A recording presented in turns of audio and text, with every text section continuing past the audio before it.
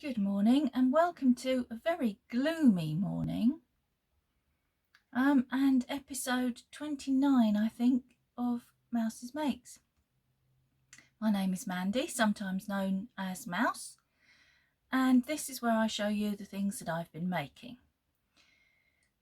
Not a lot of making has gone on this week, as I feared, thanks to a very clever gentleman by the name of Stephen West. Most of my knitting time has been hijacked. I'm of course referring to the Shawlography mystery knit-along that's currently going on. And sorry, I've got to stop doing this. Headlines flash up on my phone and I read them, and then I remember I'm meant to be doing something else. I do apologise. Yes, most of my knitting time has been hijacked by the Shawlography MCAL, which I will show you at the end of the video, as I have done the last couple of weeks, to give those of you that don't want to look a chance to turn off. I'm wearing today, I'm getting all proper podcasty, look. I'm wearing today my one and done shawl that I knit in peony yarn from Ducky Darlings. Oh my goodness, it's my favourite, and that just out my head. Yes, I absolutely love the colours in it. You can't really see them terribly well. Excuse me. But there's a beautiful green in there and burgundies and everything. I just love it. I am, however, getting rather warm, so it might have to come off soon.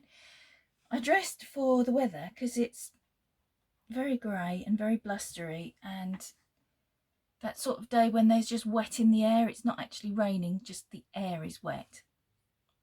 But the heating has decided it's cold enough that it's turned itself on. So the house is comfortably warm, shall we say. I am becoming a little bit less than comfortably warm. I'm becoming uncomfortably warm. Anyway,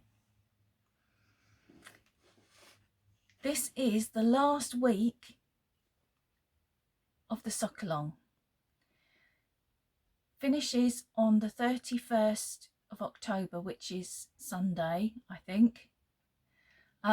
So just a reminder, if you finish socks and not entered them yet, get them in before midnight British summertime on Sunday.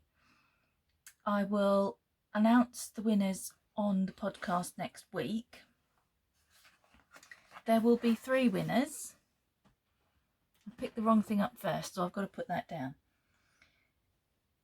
I'm getting so fed up with saying this. I am sorry for telling you every week.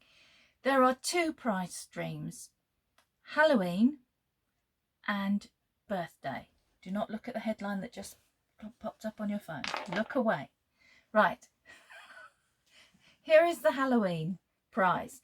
It is a bat themed bag with little bat stitch markers, all unopened. That's what they look like. And a mini skein set of troll music from Little Mouse House. To enter for this prize, you can either use the hashtag MMHalloweenCal2021 on Instagram, or if you go to the Mouse's Makes Ravelry group, you can enter your finished object in the Halloween finished objects thread. If you can't do either of those things, you can email your photo to me at mousesmakes@gmail.com and just let me know which prize you want to enter for. The birthday themed prize is a fishy bag with a little flowery lining, and these treats, which have caused a little bit of confusion. I tried to explain them last week and then I think added to the confusion, so I'm not going to do that again. There is a jammy dodger, a kind of cookie, a piece of birthday cake, a piece of Battenberg, another type of cake with marzipan, and another unspecified cookie stroke biscuit that no one can seem to decide what type of cookie stroke biscuit it is.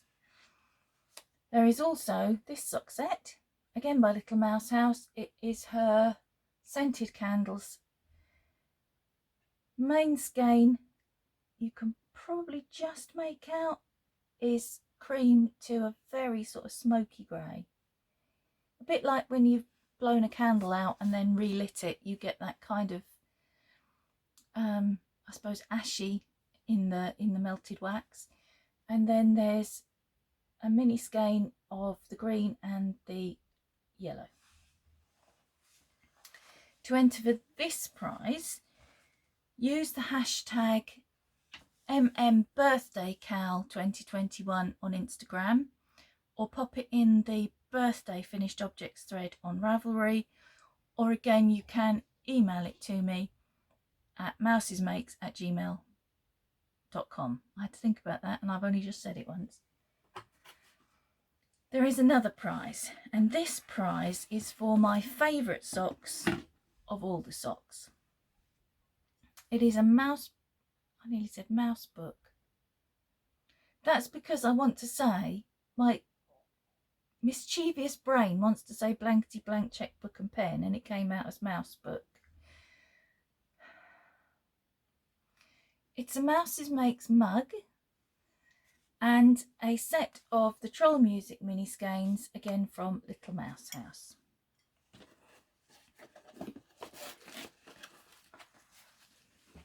I need looking at, really. So, get them in by Sunday.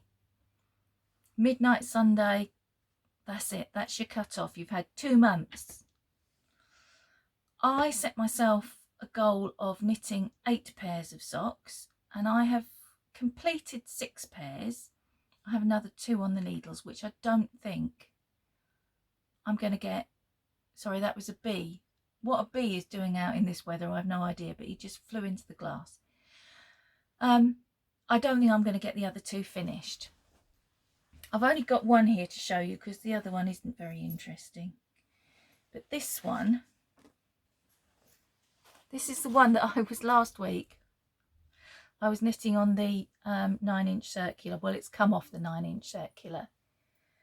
And it's now on magic loop. So this is, and I've fished out the pattern, dropped it on the floor, fished it back up and then covered it up with something else. This is called Simple Flock Socks by Rachel Leggett of Arbor Twist Knits, and I'm fairly certain it was a free pattern because I've been kind of on a buying pattern ban, which has gone a bit horribly wrong, and I'll show you all about that later in what will now be known as my confessions section. So I don't know if you can make out, there's little V's that I think are meant to represent a flock of birds, but these are my Halloween socks and I think they look like bats. So I'm calling them bats. The yarn I'm using, let me turn it around, you can get a better view. This is quite special. This is, and I don't know whether it was Danny or Alex that dyed this up, but it is from My Yarny Corner and it is called Toil and Trouble. And in honour of that, I have a little witch's hat. Cover my face up. Little witch's hat with a pumpkin dangling off it that was given to me for my birthday by my friend Nikki. I've pretty much followed the pattern. I kind of went my own way a little bit with the toe because they knit toe up, which I haven't done for a while. And it took me a minute to remember how to do it because I always used to knit toe up and then I cracked cuff down, and now I alternate, but I've by coincidence just done an awful lot of cuff down socks recently, so when it came to doing a toe up one I had to remind myself how it worked. But yeah, so I altered the way the toe is done slightly, I think. I think because the pattern's written to be done on DPNs, and obviously I'm doing it on Magic Loop. It started off on Magic Loop, it went on to the 9-inch circular, It came off the 9-inch circular. It will not be going back on. And so the toe, the explanation for the toe was a bit complicated. I think because it was meant to be on DPNs. So I just did the toe I normally do and just made sure I had enough stitches when I'd finished. Similarly, with the heel in the pattern is a wrap and turn heel, which I've not done before, and I don't know how well it's going to fit me. Should be all right. That's quite wide, isn't it? Anyway, I didn't do the wrap and turn heel because I don't like doing wrap and turn. I went rogue again and I did a German short row heel, which I made up on the fly as I went, and I'm hoping it works. If not, I don't think I can stand to pull it down. Not after all the trauma of the 9-inch circular. I have tried it on and it fit, so I think we'll be all right. That's my fingers crossed, by the way.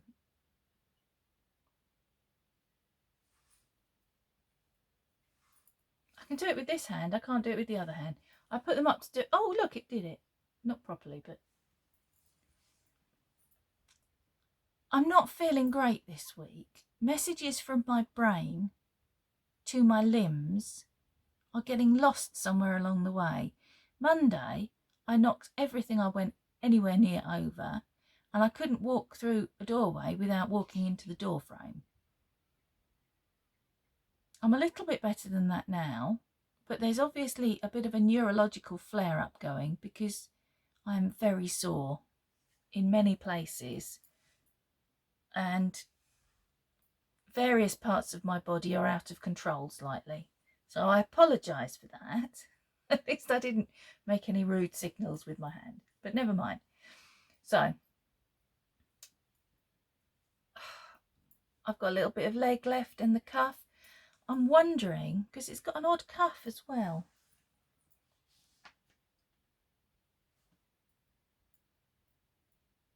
Yeah, it's a mixture of knit 1 purl 1s and knit 2 purl 2s. I might just abandon that and do my own thing again. I'm wondering, actually, I watch a lady called Amanda whose podcast is called Southern Knits in the Mitt. I absolutely love her. She is completely mad. And she knits socks without any kind of cuff on at all. She just carries on until she's had enough and then lets them roll. And I've asked her, do they fall down? And she says no. So I might try that with these. As they are my batty witchy socks, I might experiment. But I'm very glad that I kind of snaffled the yarn. You probably don't remember, but Alex posted this. She put it in her Etsy shop and she posted on Instagram that it had gone in. And there was a lady saying, oh, Alex, that's beautiful. It's absolutely beautiful. And while they were having a mutual admiration society, I sneaked off to Etsy and bought it. I'm not even a little bit sorry because it's absolutely gorgeous. And it's... You're all knitters, I presume, watching this, so you'll understand what I mean when I say knitting a variegated yarn like this is so much fun because each stitch is a different colour, or at the very least a different colour pops up every few stitches, and it just holds your interest. So I am enjoying knitting these, which may be, actually, if I'm honest, why I've been a little bit slower with them, because I'm just taking my time to enjoy the yarn and the pattern and not just, you know, knocking them out like I normally do with socks. So I have knit on that this week, and I have knit on the other pair of socks I'm making, which they're a bit boring. I'll show you them when there's a whole sock finished. You've seen them before anyway. Although I think I pulled them down after I showed them to you last week. Yes, I did. I pulled them down and started them again because I was knitting them vanilla and I just didn't like it. It was boring, and I thought they were going to be a bit baggy as well for some reason. So I changed what I was doing with those. that's pretty much all I've knit on. Those 2 pairs of socks and the Shawlography, which I'll show you later. I've had some yarn given to me. My husband saw that there was going to be yarn in Lidl's, which is where we do our shopping. If you're not in the UK, I don't know if they have them in America. Pretty sure they have them in Europe because it's a European store, I believe. They're a supermarket, but they sell every week. They have special things that come in. So it might be stuff for cycling or cooking or bed linen. Anyway, at the moment, they've got some crafty stuff and they've got yarn. And my husband came home with this. And he said, it's 4-ply. And I looked at it and I said, that's not 4-ply. Yes, it is. It says it's 4-ply, and it does say down there, you can see. It does say it's 4-ply. And this was before he'd come home. He rang me to say, I've seen this yarn, do you want some? It's got these colours. It's 4-ply. I said, what's the meterage? 340 in 200 grams. That's not 4-ply. Well, it says it's 4-ply. I'm telling you, it's not 4-ply. And this went on for some time because, of course, even though he doesn't knit, men know everything.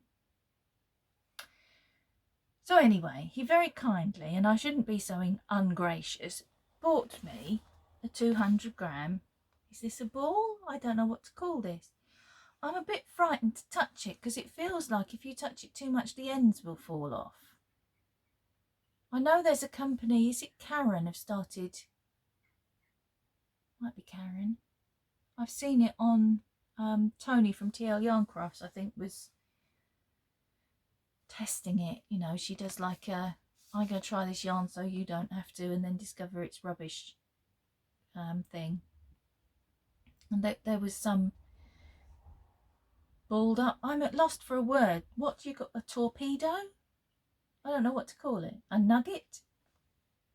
Anyway, when he brought it home, you can see that it quite clearly says to use size 5 or 6 millimetre utensils. So it's an Aran weight. So why it says 4-ply on it is beyond me, unless it is just referring to the construction of the yarn itself, but it is not a 4-ply weight. So should anyone's husband ring them from Lidl's and say, do you want some of this 4-ply? Be aware. They've got this colour, I think a beige or a cream, a kind of a burgundy wine, and a moss green. There may be another colour, I can't remember. But I think I'm going to have some more to make something with. This is a lovely colour. And I've got a shawl pattern. This one I bought at the weekend, which is, it's called the Shawl by Jennifer Weissman. And that can be knit in Aran or DK. And I thought that would be quite nice in this colour. So I'm going to have a look. And when he does the shopping, I'm going to get him to get me some more.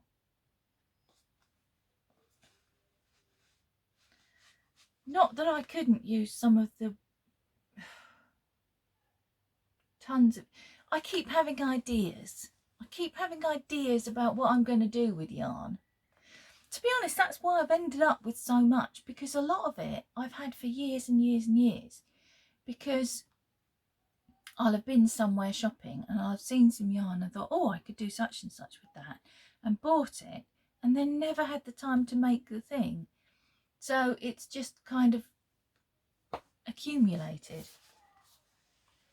But anyway, Sorry, I shook the camera there, dropping my torpedo of yarn. I'm going to call it a nugget. It's a nugget of yarn. Tangents again. Right, hang on. I've got to have a little drink. It's not Guinness. It's Diet Coke. It's not even Diet Coke. It's Lidl's version of Diet Coke.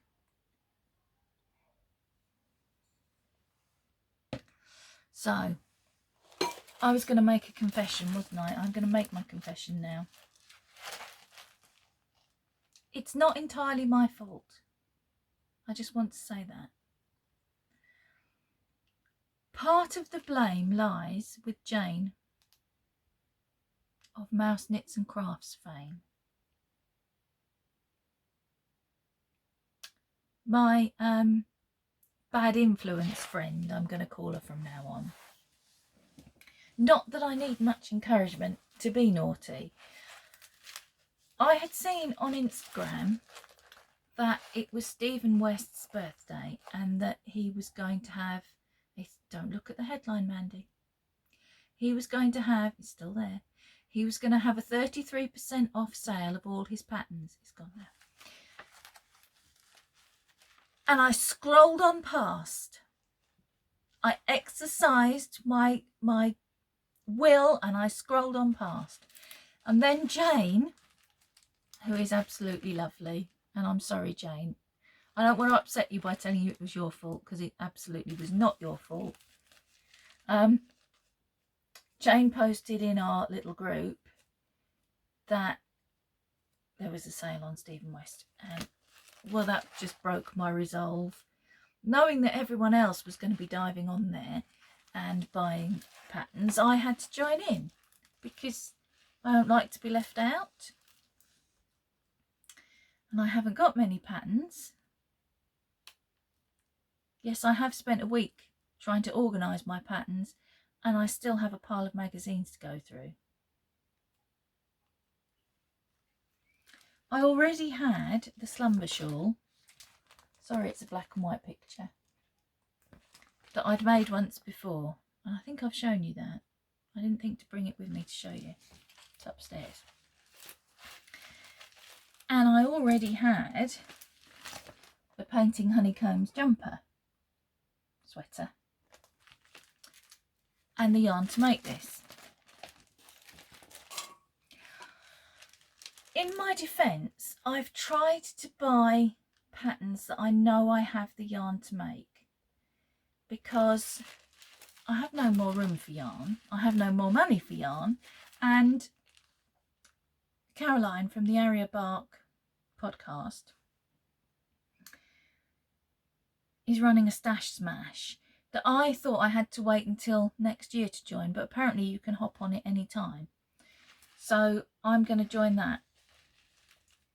And in order to facilitate that, I had to buy some more patterns on top of the 50 squillion patterns I already had. But I did make sure they were all things that I pretty much had yarn for. So I bought the Winter Lights shawl, because that one was a mystery knit along just after Christmas last year. It started on Boxing Day, I think. And I didn't join in and I regretted it, and that's why I ended up doing the Shawlography this year. And I also got the Slipstravaganza. These were all 33% off. I don't know if I said that. It has finished now, I'm afraid. And again, this was last year's mystery knit along that I didn't do and regretted it. So I can catch up now. And I got the bubble sweater. You can see. It's very hard to do because I have to hold it up and then I can't see if you can see it. The bubble sweater. Got the yarn for that. A choice of yarn really for most of these things. The Boneyard shawl, which is a nice simple one, and I thought would be kind of a break from complicated stuff. And a little bit manly. That's all I'm going to say about that. Somebody might be getting a surprise. And I bought the Slippy V Crescent. because that's a technique that I've recently done and very much enjoyed. That comes as a crescent shawl or as a triangular shawl, and I got the crescent because I prefer crescent shaped shawls, although triangular are easier to block, so I wasn't thinking clearly there really. This one has been in my favourites list for some time, the Starflake shawl. Oh gosh, it's hard to get the picture in. I'm sure you all know what it looks like anyway. So there's that one. And finally, and this is the one that I think I'm going to cast on next, the Botanic shawl, which is another very simple pattern but very effective. And I've just found out how I could have showed you these patterns and seen whether you could see them without having to pee around them like some kind of weirdo. This uses Zorba ball sock yarn, and I have a ball which I've been saving for something special that I bought in a stash, in a de-stash on eBay ages and ages ago. May have been last year, it may have been the year before actually, and this is the pattern for it. So that was my little buying spree there, but they were all 33% off, so they were kind of like 3 for 2, and who can resist a bargain? Not me, clearly. Anyway, that I'm afraid is all I have to show you if you don't want to see the Shawlography progress. If not, I will see you next week, where the excitement will be the winners of the Sockalong and hopefully the end of the Shawlography MCAL. Although I don't know, obviously, because it's a mystery and it's long, what this Friday's clue is going to bring. So far, I've managed to finish well before the next clue comes out. I've managed to finish either, they come out on a Friday morning, and I've finished either on a Saturday, no, not Saturday, Sunday evening or Monday evening. But the last clue might be a bit bigger, I feel, because it's, pardon me, it's obviously going to be the bind off, and knowing Stephen West, it's going to be an I-cord bind off because he does like those, and so do I, to be fair. They are a little time consuming, but they do give you a lovely finish. So I'm expecting that, and who knows what else. The rest of it is fairly wild, so I suspect the last clue is going to be wild as well. So if you don't want to stick around to see how it's gone so far, I will see you next week, and happy knitting until then. If you're still here, we're about to look at clue 3. I kind of enjoyed this. I did a technique I've never done before, and I did a technique that I have done before and hated, and this time was no different. So this is your last warning. I am going to show the shawl any minute now. If you stuck around because you thought you might and now you've changed your mind and you don't want to see it, time to go. Are you ready? Here it comes. Ta-da! This was clue 1. So clue 1 took us from the fried egg. Took us from the fried egg to the noodles. I'm hungry, you might have guessed. Clue 2 took us from there to these wings. So the pom-poms, the bubbles in the middle and the wings. And then clue 3 was this brioche, which I've never done before, and this crisscross stitch, which may not show up terribly well because of the colour. Well, I think you can see. And that I have done before. I've done that on I did a lightweight hipster by Hoagie Locatelli that uses a very similar stitch.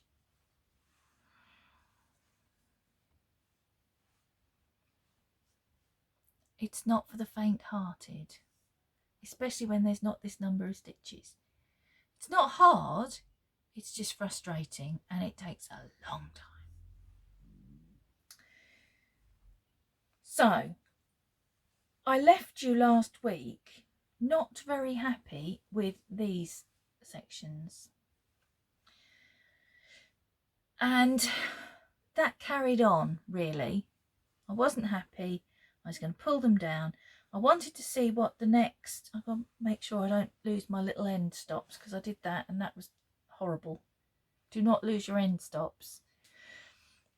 I wanted to see what colour the next section was going to be, because I thought I was going to pull this down and reknit it possibly in cream and green.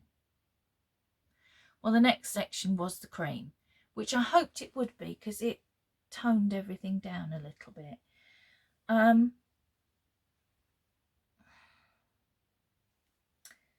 knit the brioche, and I finished the brioche Saturday evening, and I spent most of Sunday morning going, I'm going to pull it all down and have another go.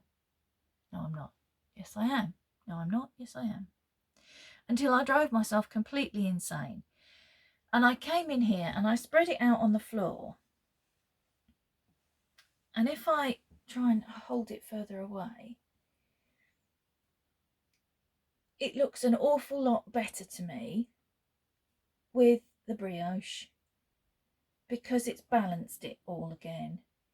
And I think what I was disliking, somebody said in the comments, this section comes out as quite muddy on camera. And they're absolutely right. Sorry, I can't remember who said it, but you're absolutely right, it does. But once it's blocked, it's going to look better. I'm still not 100% happy. It is not my favourite section of the shawl by a long way, but I'm happier.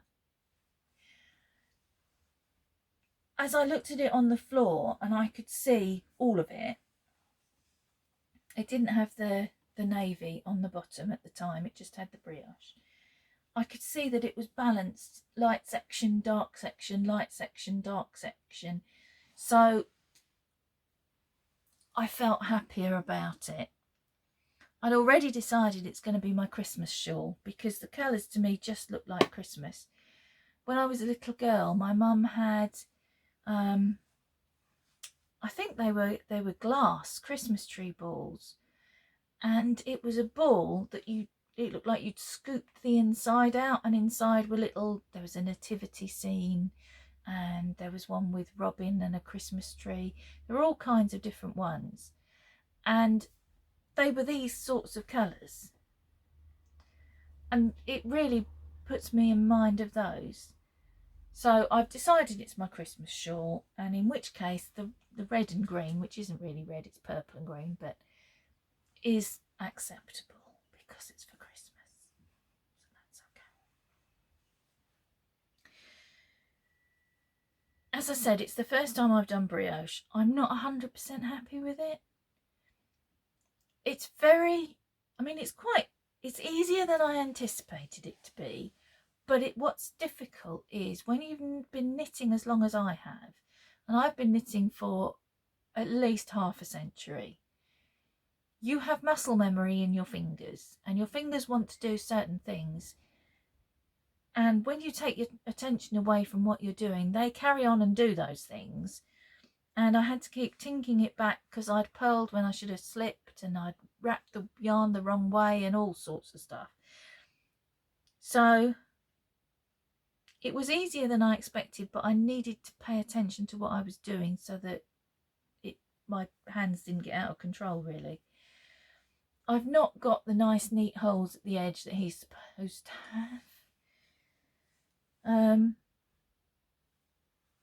This side is a bit, well, there's one. I don't know why. I did exactly what I was supposed to, so I don't know why I haven't got a lovely big holy edge like Stephen West has on his example. I can only put it down to perhaps being I am a tight knitter. I know I am.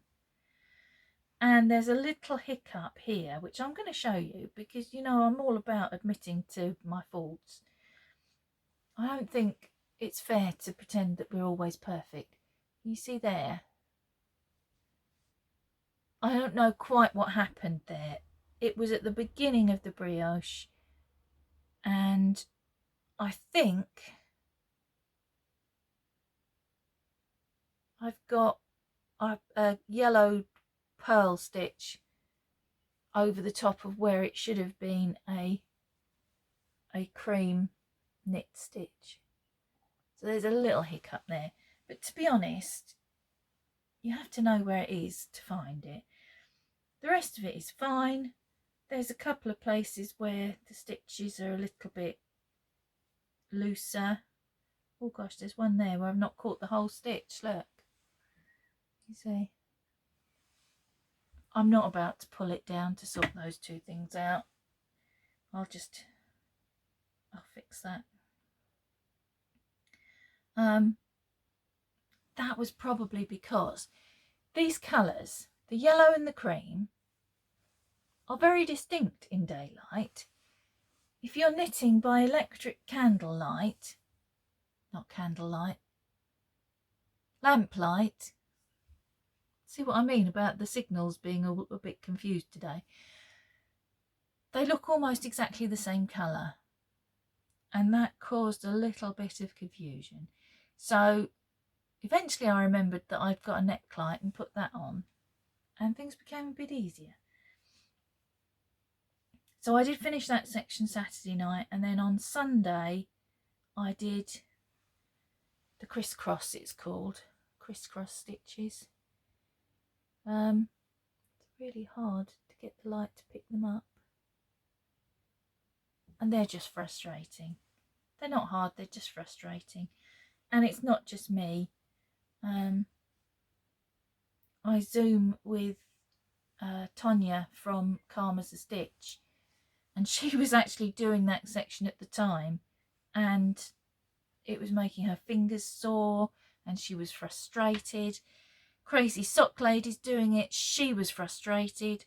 She came up with an idea though that none of us had thought of putting, if you're using an interchangeable, putting a smaller needle on the side that you're coming off, which would have made it a bit easier, I think. But too late for me, mine's done. So yeah, all in all, I can report that this week I am happier with it. It's still a bit wild and a bit loud, but I feel like it's balancing itself out. And if I call it my Christmas shawl, it doesn't bother me at all that it's all a little bit.